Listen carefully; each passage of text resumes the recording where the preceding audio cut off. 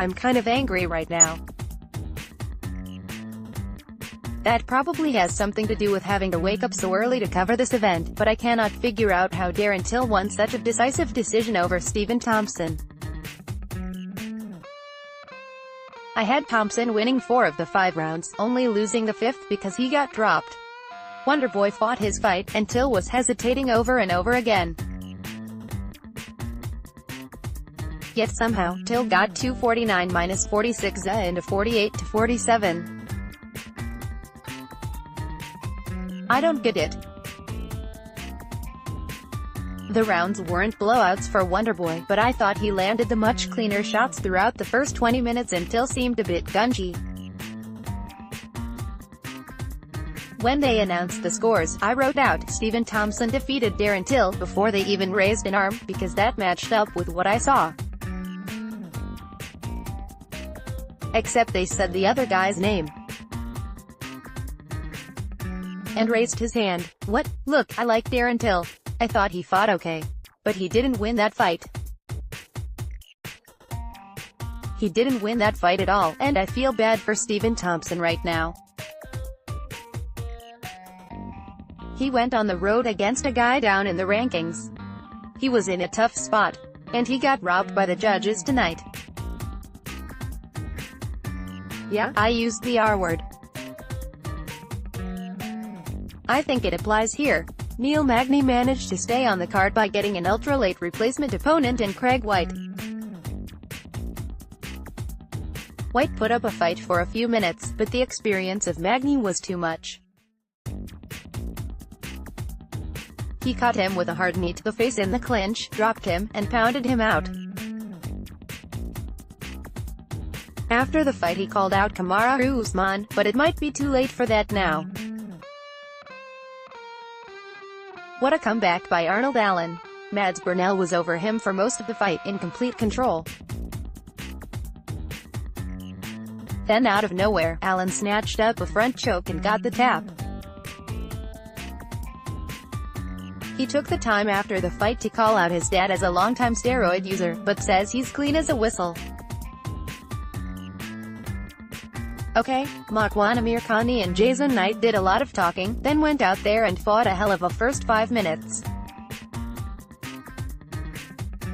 Amirkhani dropped Knight. Knight dropped Amirkhani twice in a row and had him in serious danger, then he ended up in rubber guard? That was really odd. Amirkhani just controlled him on the mat for the next 2 rounds and stole a victory from the fists of defeat. The judge that gave Knight a 30-27 score? He or she shouldn't be judging UFC fights. Amirkhani's interview was just strange. He told a story about going to Chechnya with Jimmy Manua, who was in the crowd, and said that Manua is the craziest guy in the world for wearing a gold cross in a Muslim country. That was painfully awkward. Claudio Silva and Nordini Talib were mixing it up nicely, then things went sideways for Talib. Talib was in control but dropped for a leg lock. Is it just me or are a lot of TriStar guys doing this lately? And Silva took advantage.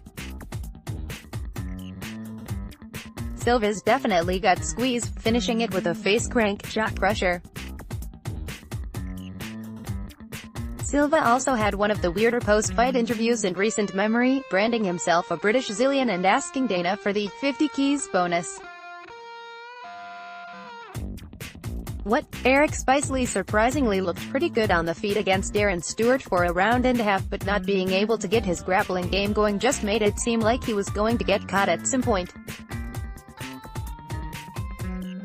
And that he did. Tom Breeze looked good using his size advantage against Daniel Kelly, hurting him and stopping him in the first round.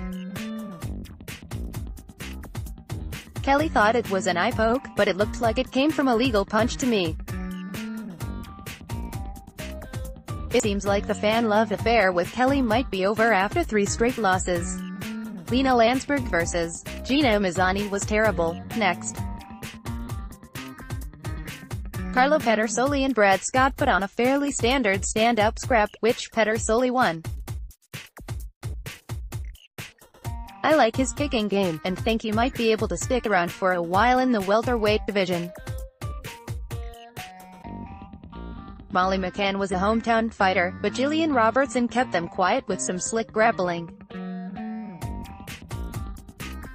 After a dominant first round, she advanced to mount and put McCann to sleep with a nice choke in the second. In the only Fight Pass bout, Elias Theodorou survived a cut to control Trevor Smith and get a decision victory. Like many of the fights on this card, there was a lot of clinch work. Elias has now won 4 of 5 and he's already in the rankings, so he should get someone higher up the ladder next.